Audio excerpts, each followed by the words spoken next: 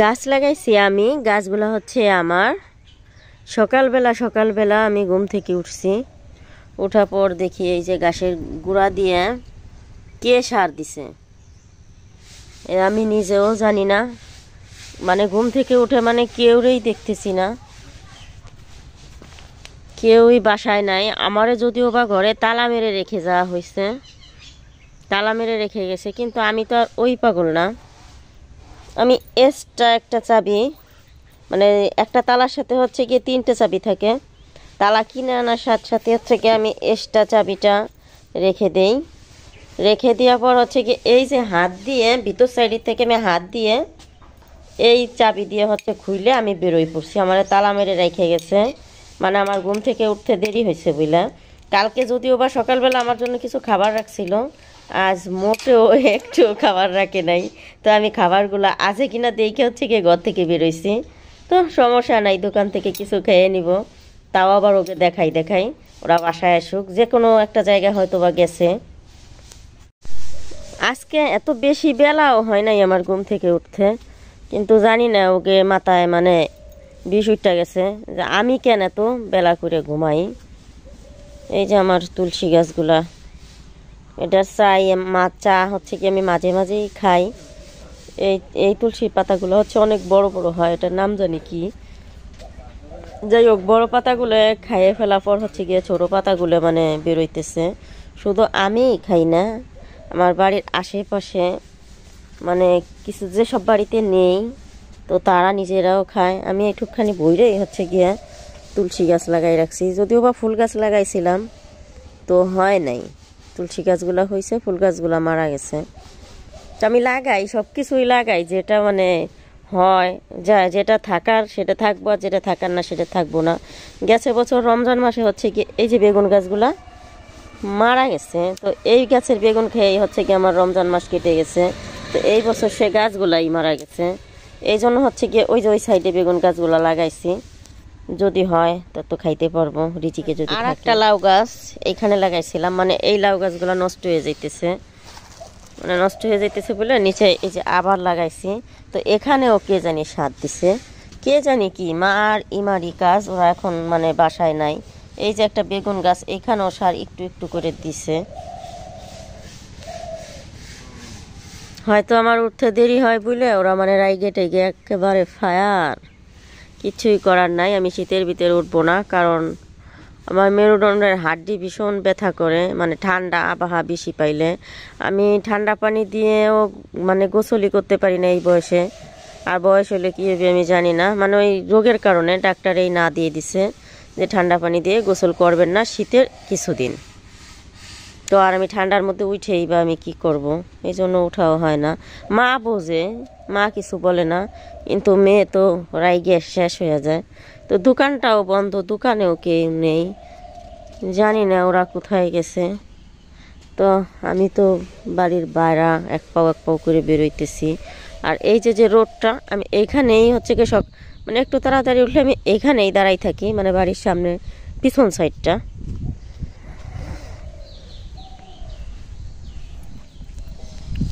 রোদ ফোয়াইতে ঘুরতে আমি চলে আসছি এই যে এই ফলগুলা দেখে ভিডিও করার জন্য। আপনারা কেউ কি এই ফলগুলা চেনেন? এই ফলগুলার নাম কি কেউ কি জানেন? যদিও বা আমি জানি এগুলা হচ্ছে গিয়ে ডুমের ফল, যেটা আমাদের দেশে হচ্ছে গিয়ে মানুষ কদর করে না, কিন্তু এই ফলটা সৌদি আরবে ভীষণ কদর করে। ডায়াবেটিস যাদের হয় তারা হচ্ছে এই ফলটা খায়, ডাউল দিয়ে রান্না করে, ভাজি করে, মানে বিভিন্নভাবে খায়। আমাদের দেশে হচ্ছে কি এটার কোনো কদর নেই বলে হচ্ছে আমাদের দেশে ফলে বেশি, আর যে দেশের মানুষ খাইতে জানে সে দেশে ফলে কম। এই যে ডুমর মানে 3 ফল বলা হয় আরবিতে যাকে, এই ফলটা হচ্ছে গিয়ে সৌদি আরবের গাছগুলা চিকুন হয়, এই যে এই সাইজের ডালের চিকুন হয়, আর বড় সাইজের একটা ফল হয়। আর বাংলাদেশে এগুলো আমরা খাই না বলে এক ডালে মনে হয় 2-1000 ফল ধরছে। শুধু একটা ডালে সেটা না, এই ডালটা হচ্ছে গিয়ে নিচে বলে আমি হাত দিয়ে দেখাইতে পারছি। তাছাড়া এইখান দিয়ে মানে যত ডাল মানে শাখা ছড়াইছে প্রত্যেকটা ডালে অপরিমাণ ধরছে। এটা হচ্ছে আমার বাড়ির সামনে, দোকানের সামনের জায়গাটা। ভীষণ। এগুলো যদি খাইতো মানুষ তাহলে মনে হয় পাওয়া যেত না, খায় না বলে মানে কেউ কোনো গুরুত্ব নেই। তো আমি একদিন খাইছিলাম ডাউল দিয়ে রান্না করে, ভীষণ লাগে, যদিও একটু কষকষ লাগে, তবে আমি জানি এটা অনেক উপকারী ফল।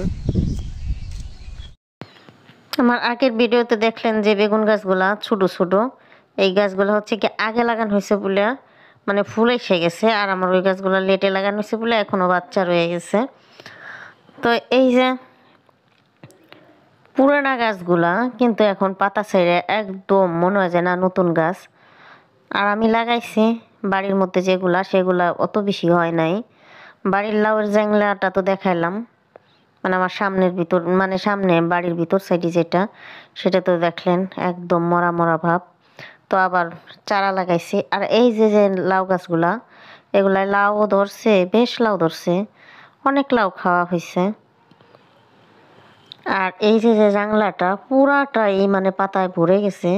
এর 10টা পাতার দাম হচ্ছে গিয়ে 20 টাকা গ্রাম, তারপর হচ্ছে গিয়ে এরকম দাম বাজারে।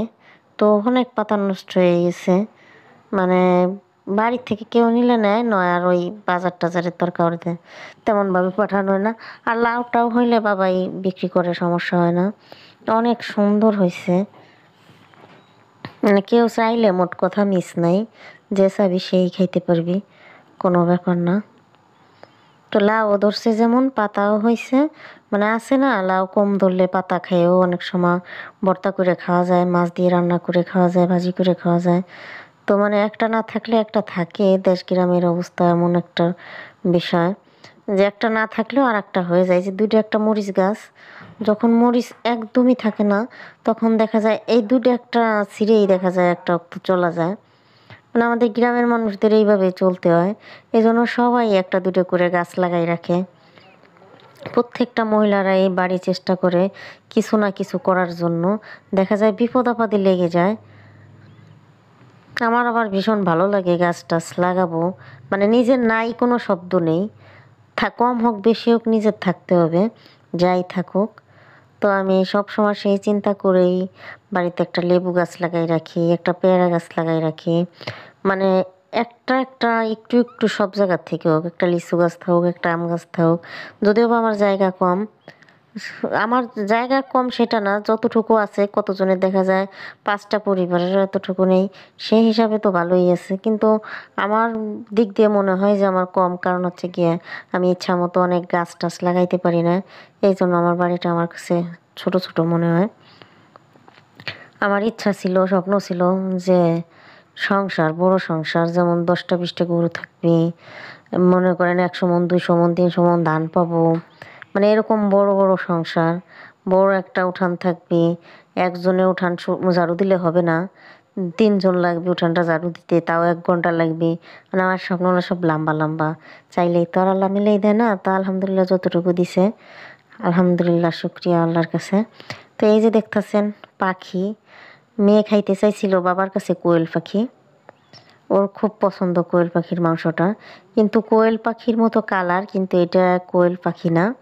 তো বাবা এই পাখিটা ওর জন্য মানে কিনে আনছে বাজার থেকে, 4টা পাখি আনছে হচ্ছে গিয়ে 300 টাকা দিয়ে। এটার নাম বক, কিন্তু বকটা হচ্ছে গিয়ে সাদা থাকে, আর এটা সাদা না, এটার কালার হচ্ছে গিয়ে কোয়েল পাখির মতো। তাই ও চিন্তা করতেছে এটা কি আসলে কোয়েল পাখি না কি, ওকে খাবে কি খাবে না। তো মন খারাপ করে মানে আমি কাটার জন্য বইছি, আর ও মন খারাপ করে মানে চাইয়া রইছে। ও আবার কোনো কিছু না জেনে না বুঝে খায় না। একটা মাছও যদি খায়, ওই মাছটা যদি নড়ে তাহলে হচ্ছে গিয়ে রান্না করার পর খায়। মাছটা যদি না নড়ে, যদি মনে হয় যে ওর কাছে মরা তাজা ছিল না বা ভালো না, ও সে জিনিসটা কখনোই মুখে দেয় না। এই হচ্ছে আমার মেয়ের অবস্থা। তো পানি নেওয়ার জন্য চলে আসি, মাংস টাংস বানাই রাইখা মেয়ে আর আমি। তো এই পানি দিয়ে হচ্ছে গিয়ে গরম করে গোসল করা হয়, কারণ আমাদের কলের পানিটা তেমন একটা ভালো না। আর আমি তো গরম পানি দিয়ে গোসল করি, মায়েও গরম পানি দিয়ে গোসল করে, মেয়েও গরম পানি দিয়ে গোসল করে, কারণ ঠান্ডা ঠান্ডা লাগাটা অনেক ডরায়, আর ঠান্ডা লাগলে সহজে আমাকে সারেও না। আর আমার তো মেরুদণ্ডের হাড্ডিতে সমস্যা, এই জন্য প্রতিদিনই গরম পানি দিয়ে গোসল করি। শীতের যতদিন থাকবে ততদিন আমি গরম পানি দিয়েই গোসল করব। তো এখান থেকে পানি তুলতে ভীষণ ভীষণ কষ্ট হয়, কি বলবো, অনেক কষ্ট হয়। একবার রেখে এসি বাড়িতে, আবার এই যে ভরতেছি, কারণ 3 জন মানুষ গোসল করতে গেলে তো আর একটু একটু পানিতে হবে না, নর্মালে 4 বার নিতে হবে, 4 বার নিলে হচ্ছে 3 জন গোসল করতে পারবো। তো মাঝে মধ্যে বাবা মারে নিয়ে দেয়, আবার বাবা যখন সময় না পায় তখন আমার নিয়ে দিতে হয়, কারণ আমার মা উঁচা নিচা জায়গাতে হাঁটতে পারে না, তার পায়ে অনেক বড় সমস্যা। এই জন্য চেষ্টা করি আমি নিয়ে দেওয়ার জন্য, মায়ের উঁচা নিচা জায়গা দেয় মানে না হাঁটাবাড়ি চেষ্টা করি, যতক্ষণ আমি কাছে থাকি ততক্ষণ মায়ের হাতের কাজটা আমি করতে চেষ্টা করি সব সময়ে। মাও চেষ্টা করে কিছু না কিছু করার জন্য, মানে বসে থাকতে চায় না, চেয়ারের পর বসেও অনেক কাজ করে, মানে চাউল ডাউল সব কিছুই মানে জেরে দিবি অনেক কিছু করে চেয়ারের পর বসে বসে। তো আপনারা আমাদের ভিডিওটা দেখলেন, কেমন লাগলো অবশ্যই কমেন্টে জানাবেন।